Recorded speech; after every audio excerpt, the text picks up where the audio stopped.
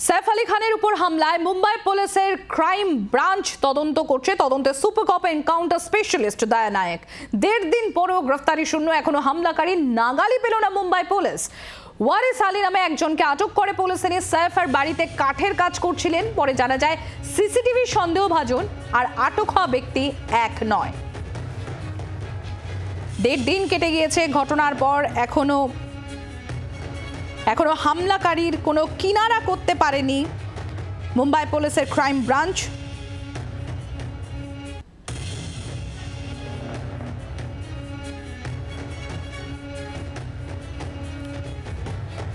আর এদিকে আপনারা জানেন যে 1.5 দিন কেটে গিয়েছে ঘটনা, যেরকম আপনাদের সামনে তুলে ধরছিলাম, এখনো পর্যন্ত হামলাকারীর নাগাল পায়নি মুম্বাই পুলিশ।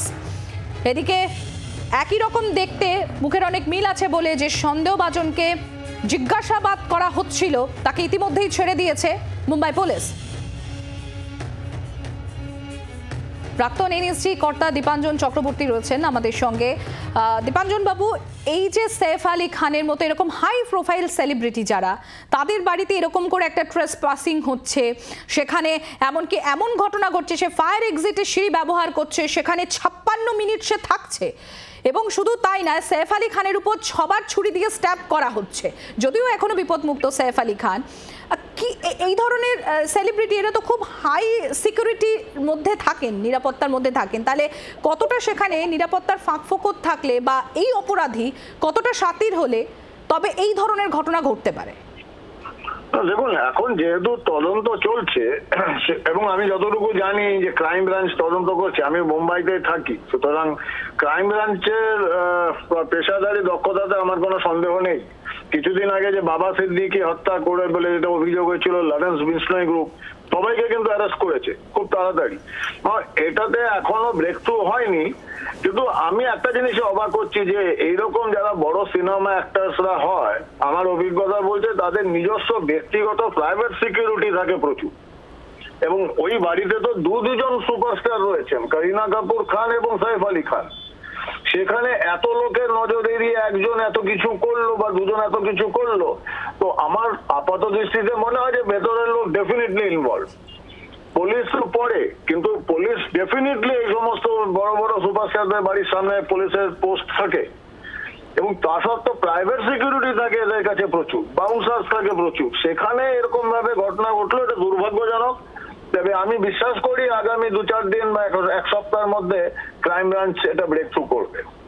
দীপাঞ্জন বাবু, এখানেও আরো একটা বিষয় একটু জানতে চাইবো আপনার কাছে। এই যে আপনিও যেরকম বললেন যে সেখানে দুজন সেলিব্রিটি থাকেন, করিনা কাপুর, সৈফ আলী খানের মতো সেলিব্রিটিদের বাড়ি, সেটা 1.5 দিন কেটে গেছে, এখনো পর্যন্ত কাউকে গ্রেফতারও করতে পারেনি মুম্বাই পুলিশ। না, এখন দেখুন, যেহেতু তদন্ত চলছে এই মুহূর্তে বলা মুশকিল। এখন তবে এটা ঠিক আমি বলতে পারি যে ক্রাইম ব্রাঞ্চের হাতে যখন কেস গেছে, ক্রাইম ব্রাঞ্চ এটা ক্র্যাক করবে, ওদের রেকর্ড খুবই ভালো। এবং যেহেতু এটা কোনো রাজনৈতিক ব্যাপার নয়, কারণ এটা সম্পূর্ণভাবে ডাকাতির ব্যাপার এবং হত্যার চেষ্টা, তো এখানে রাজনীতি নেই। এবং যতটুকু জানি আমি নিজে, যেহেতু আমি এত বছর ধরে মুম্বাইতে রয়েছি, মহারাষ্ট্রের এখন home minister Devendra Fadnavis, chief minister, তো উনি রাজনীতির ইনভলভ থাকলে উনি রাজনীতির পরোয়া করেন না, এবং এটাকে ক্র্যাক করে ছাড়বে ক্রাইম ব্রাঞ্চ। তো সময় তো দিতে হবে ওদের, দেখা যাক, হোপফুল। না হলে একটা বড় প্রশ্ন উঠে যাবে মুম্বাই পুলিশে ক্রাইম ব্রাঞ্চের সাফল্যের উপর, দক্ষতার উপর। আমি বিশ্বাস করি ওরা কিছু না কিছু ক্র্যাক তো করবেই, খুব তাড়াতাড়ি করবে। ধন্যবাদ আপনাকে। মহারাষ্ট্রের মুখ্যমন্ত্রী দেবেন্দ্র ফডনবিস তিনি কি বলছেন এই বিষয়টি নিয়ে শোনাবো আপনাদের। मामले में पुलिस की तफ्तीश जारी है। पुलिस ने इसके बारे में आपको ब्रीफिंग भी दिया है, बहुत क्लूज पुलिस को मिले हैं। मुझे लगता है कि पुलिस जल्दी इस केस को जीरो डाउन करेगी। बांग्लार आवाज, बांगालीर आवेग, जी 24 घंटा।